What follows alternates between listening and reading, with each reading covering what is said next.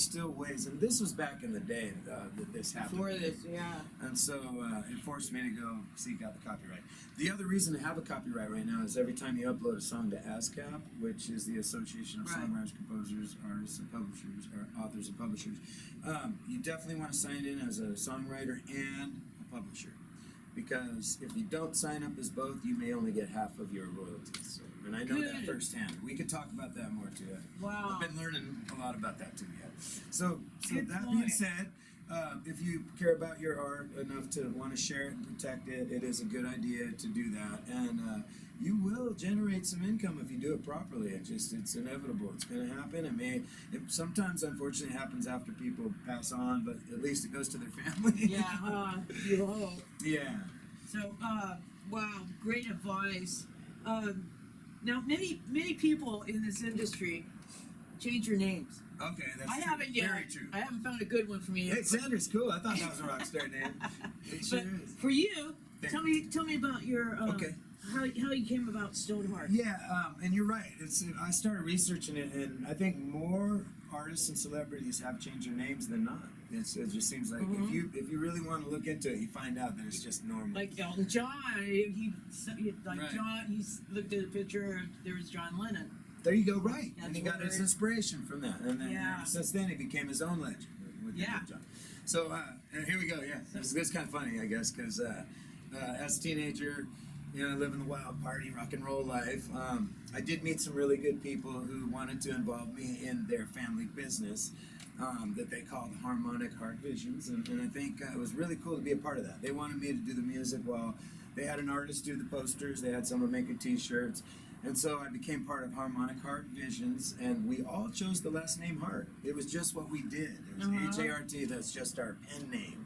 Okay, That's cool. but if you're going to be Hart, are you going to choose a first name, or are you going to go with your birth name? Well, I decided to just, okay, why not? Why not pick a little pen name or whatever you call it, nickname, And we had a list of things that was fun to choose from, and so I was looking at them, and Neriah is kind of an Indian-sounding name, but it did appear in the Bible. It said God is my light, and it also appeared in the Quran, and it meant the essence and the purity, the essence of purity, as in the eyes of a child. That's kind of how it was Wow, written. really? So, That's but I liked the name. I chose Neriah Hart, and that was kind of my nickname. I always felt like it would be pretentious to go book gigs under the name Scott Santos, which was my original birth name. So Scotty, I was like, that just didn't sound like a rock star name to me, and I was like, so I'm gonna go ahead and go with Neriah Hart. I like Well, so through time, it stuck, and I decided to make it legal. More people knew me as Neriah Hart. And then I posted an ad when I was with the band Avid after I got my first record deal. And I was down in LA, and I got a call. It was a phone call, and it was a gentleman by the name of James Sharples. And I got to thank James right now. He's been a mentor in my life and an artist development manager. He's basically helped shape me from the outside. It's really hard to see yourself. That's why a lot of people seek out a producer or somebody to be on the outside so they can say, hey, you're doing really good there, but not so much there. You might want to focus on that part and work on that. very important for up-and-coming musicians to perform on stage. Artist development. Yes, and he was my manager. He still Okay. is to this day. James Sharples. Very important people to have in your life that won't bullshit you, and Yeah. They'll put it to you They'll- straight, yeah. and you need to know, and then you have to be Got open to to know. it if you really want to grow and develop. And you have to say, like I've had to learn to say, I'm clay. I mean, help shape me a little bit, because they say, well, you're starting with this, but this is what you can do more of. they're This in is the what you know. can do. They know what people want or what are attracted to. So that's very important. So James is the one that gave me the name Stone. On top Okay. of Neriah Stone Hart. Cool. So he called me one day. He's like, I got it. He goes, this is it, man. And we've been writing music together, and we could go into more of that sometime. But he's like, yeah, you're my Stone. He goes, all these guys have their own producer. Billy Idol was shaped by someone else. The Pretenders were shaped by someone else. And they're still themselves, but they just were a little more of what they could have been. They got a team behind behind them. So I thank Jim for that, and we've kind of penned it in as part of my name as Neriah Stone Hart. Sometimes I just go as Stone Hart. Sometimes I'll be Stone or Stony. You know, there's options, of course. But as you can see, I don't know if you can see the label here, but my good friend Andrew made me a stencil based on Jesse's logo design that says Stone Hart here. So I thank both of those guys. Yeah, thank you. That's way cool. So it's how many? Let's see, how many years you've been in this business? Good question. So this would have been about 1983. So that should tell you, like, it's about right when I really started getting involved. As a business, it was more later in my teen years when I realized that you need to copyright your material. And I started seeking it out, and I actually I hired a talent scout. This is another thing you could do. Another thing you could do. Good advice. You hire a talent scout. The one that I hired promised to shop my music for a whole year for $750. I just got my tax return, and I felt like, you know what? It's time. I want to invest in. Is it worth it? Oh, it was way more than worth it. I would have paid double and 10 times that amount to have the knowledge I do today since then. I'm very thankful. So my talent agent connected me with 2 record labels. And they promised that if we don't get you a record deal within the first 12 months, you get half of your money back. How can you lose? Yeah, I know. Is that in writing? That was in writing. Yeah. Wow. So I decided, and about 3 months later, I got the call. You know, and I picked up the phone, and it was similar to the one with Jim. And they're like, Neriah? And I'm like, yeah, Avid? And I was like, yeah. Well, hey, we got your press kit, and wow, we really like your layout. And I'm like, cool, but, and we want to get you signed. I'm like, what? Are you? And so I lost my cookies. I was like, oh wow, this is crazy. Is this real? So I explored it, and I found out they had 2 record offers for me, and one of them was down in Los Angeles. I was living in Eugene at the time, so it would have been about a 10-hour drive, depends on who's driving, and what time of day. But 405. But right, so there was also another record label that I could have signed on with, which was over in Florida. And I think they were called Clang Productions. I don't know if they're still doing it or not. It would be good to look into, see what they're up to. But to me, it looked like it was a hospital. Like, that place looked, I already feel small. Yeah. I mean, if it would have been like this, you know, like cozy like this, I would have been okay. Or it could have been a mental ward, you know, right? Straight jacket. Yeah, it could have been. It felt like a mental ward. So I didn't take the Clang offer, but I did take the one with Jet Speed Records down in Hollywood. Okay. And the deal was, get your band together, come down and record for 6 days, and we're going to get you a record of your own originals. And they pay for it.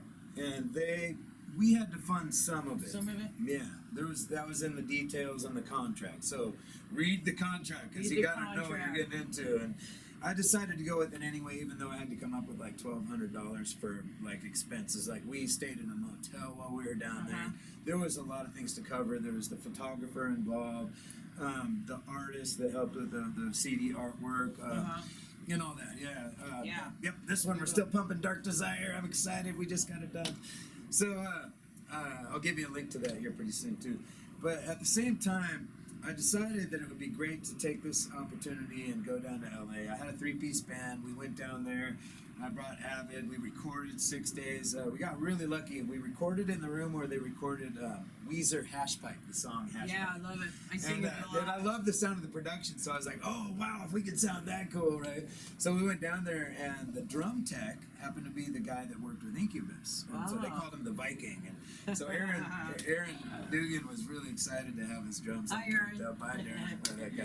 And Eric Dombrowski, the bass player, man, wow, fantastic. We had a good thing going. Awesome. So we went down, recorded together, made that CD.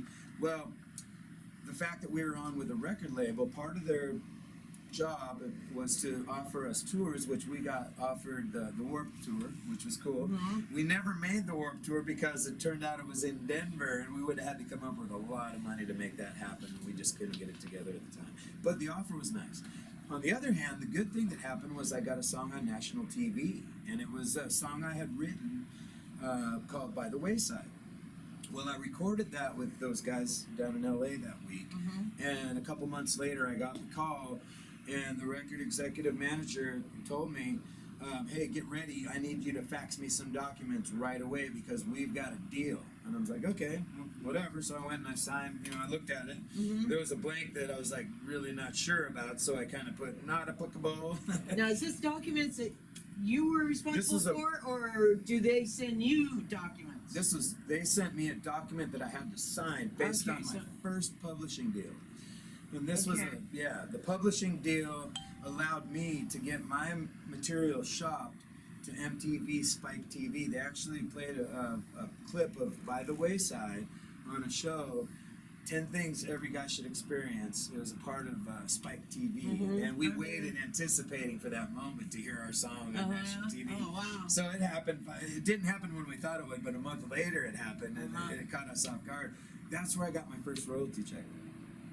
That was the day And that you changed still my life. retain your rights to the song? To the music. Yep, So make sure when you sign that contract that you don't sign your rights away. do not sign your rights away. Keep your rights. Keep your And that rights. way you'll get paid royalties. And that's how I got my first royalty check, was through, I think it was Napster. Remember the big ordeal with Napster? Yeah. And I see my buddy Chris out there. So Napster was the one that Metallica's Lars Ulrich went to bat for the artists, saying that, hey, you guys are you're pirating music from Napster, and we're losing a lot of money as artists. So thankfully he went to bat for the artists and won, and Napster did not go out of business. They continued to go into business, but now they're paying. No, it's like 99 cents. So I got my first royalty check through Napster, Awesome. and because they played my song on Spike TV, that was a big deal. I was excited. That was huge as a kid. That's way huge. And so that all happened, and then they also played the same clip on the 2004 NBA Finals, which was another big deal. Caught me off guard. I wasn't even expecting. Wow. So that was cool. Same song. Well, I found out a couple years later that a third song on that particular record, it's called All I Really Want, was up to 60,000 downloads, and that was through. It was either Napster or a company like that, MP3. It's a good start. So I got it up to 60,000, and I didn't know what was going on. So I called ASCAP, which you're going to want to sign in as an artist. It's it's the Association of Songwriters, Composers, Authors, and Publishers. Right. And so you definitely, that's how you get paid, right? So I did everything by the books to that point. I got the song on TV, and then I got my first royalty check there. A couple years later, opened the mail, there was another check, and this is for another song that went up to 60,000 downloads. Well, I called ASCAP, and I was like, well, that's odd. I only got a $150 check. Where's the rest of the money? And that's when they informed me that I didn't sign as a publisher yet. And so you really need to do both when you sign in. So remember. Yep, sign in as a publisher. And an artist. Yep, and then you can retain more of the money that's out there that's coming through all Creative those types of wise. channels. Now, granted, it may just be a few cents here and there, but it does add up, and sometimes it's more. So if you had $1 for every song you wrote, right, or every time you played, Oh my right? God. Yeah, there's a CCR lyric right there. Easily. But right, so I was gonna say that was pretty cool. When I called ASCAP and I talked to those guys, they did say that there was more money available once I got it all lined up, and now it's up to over 2 million downloads. Awesome. That same song. Yeah, thank you. Yeah. That was 2 million, that's impressive. another big achievement. Which Don, are there any questions yet from anybody? No. Okay. all right, I hope you guys are having fun at home. Hey. I hope you guys are enjoying this. This is really informative and a great insight on the music industry by Stone Hart. And to kind of finish this up, Stone, can you do one more song for us? Well, speaking of advice for youngsters and all that, they have a lot of advice for us too, right? They do. Don't they? Yeah. So to all the youngsters and the artists out there, thank you for teaching us as adults. I'd like to bring in a very special person here, since we're talking about young talent. I've been honored to have this lady in my life, and I'm kind of a stepfather figure to this young one right here. And we do music together. She does music beautifully on her own. It's JD. Let's JD, get her in here. please. Let's get her in here. Come in, JD. She's gonna sing a song for you on her ukulele. Oh, cool. And I'm This gonna is awesome. take Here. a side seat over Here, here. I'll take a side seat. Aw. You guys sit there. All right, JD. Hi, JD. Welcome. How about whatever seat you feel like? You're good. Is that good? Cool. Are those things gonna be in the way? Whoops. Oh, Shoot. Sorry. These, if you want these. Okay, you got it. Kick me out of the studio. Yeah. Okay, are you behaving? Are you behaving? We frown with that. All right, what song you get us? Awesome, I love it. Okay, do you want me to be here or over there? It's up to you. Okay, so this is JD, everybody.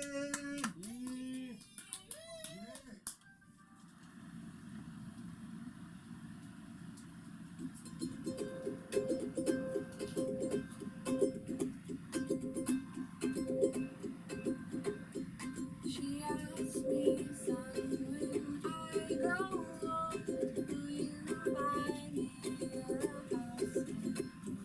And when your father turns to stone, will you take care of me? She asked me.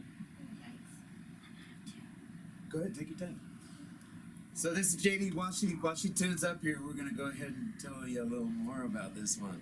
So this is Jesse's daughter, and I've been honored to be a part of both of their lives. And her brother, Marcia, who's also talented, can make up words on the spot. It's really awesome. I don't know if he's coming in today, but maybe we'll get it on the next one. But while JD tunes up, I just want to say she's been singing all her life, and we decided to buy her a ukulele, and she picked it up and just took off with it. And now she's just coming up with stuff all the time and learning new songs all the time. She's even been starting to write some of her own, and she's actually played a few gigs that have paid her money already. And I'm just saying that because, yeah, you'll see, you can do it too, and we want to help with that anywhere we can. So hit us up. You know where we're at. And when you're ready, wink at us and let us know. It's totally normal. That's okay. My guitar was out on the birthday song the other night.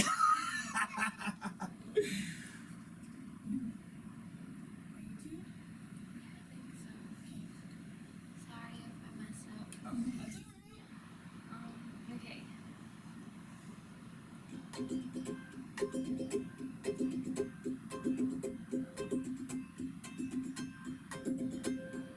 She asked me, son, when I grow up, will you buy me a house? And when your father turns to stone, will you take care of me? She asked me, son, when I grow up, will you buy me a house? And when your father turns to stone, will you take care of me? I will make you clean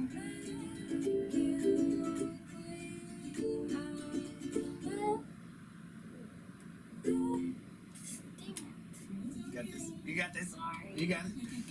That sounded really good, right? Oh my goodness. It's okay. You can either start over or pick up right there. Yeah. That's the couple choices. Figure out the chord that goes there. Okay.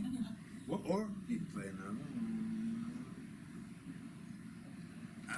Yay, we got 2 out of her. That was a good way to do it. You're fine. You're awesome, girl. I'll play one I know a little better. 'Cause it's Okay. the first song I ever learned.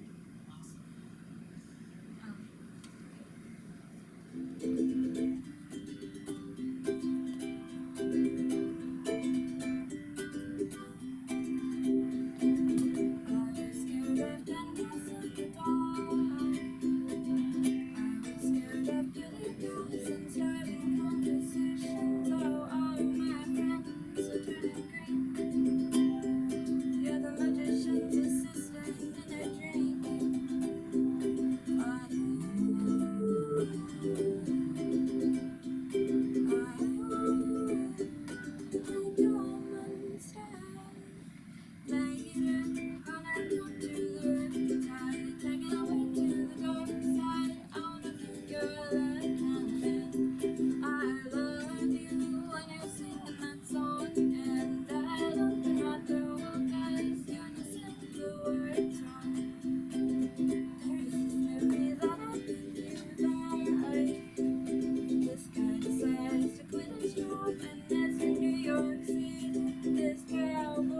shining by herself. And she's been living on the highest shelf.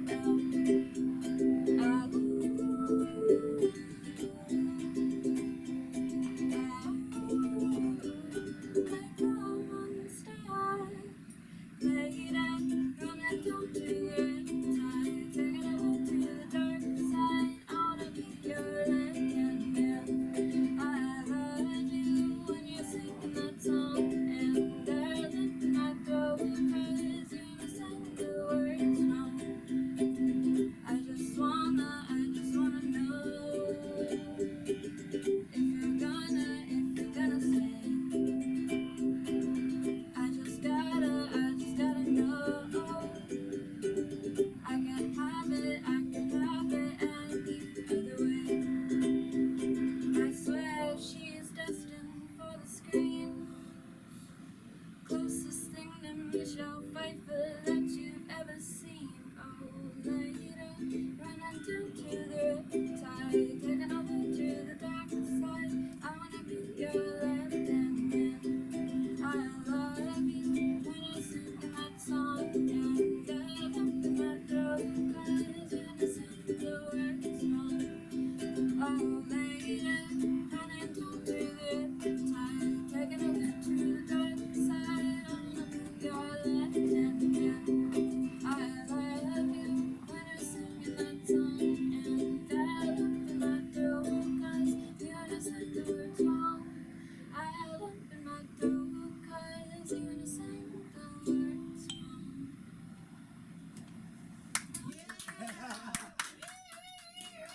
That was awesome. What? Oh, nope. That's perfect. Everybody knows. I've seen Aerosmith kind of, go outside of their normal area, and they're I like, have to ask you some questions. How long have you been playing now? Well, if you mean the ukulele, Yeah. I got my first ukulele on my 11th birthday from Neriah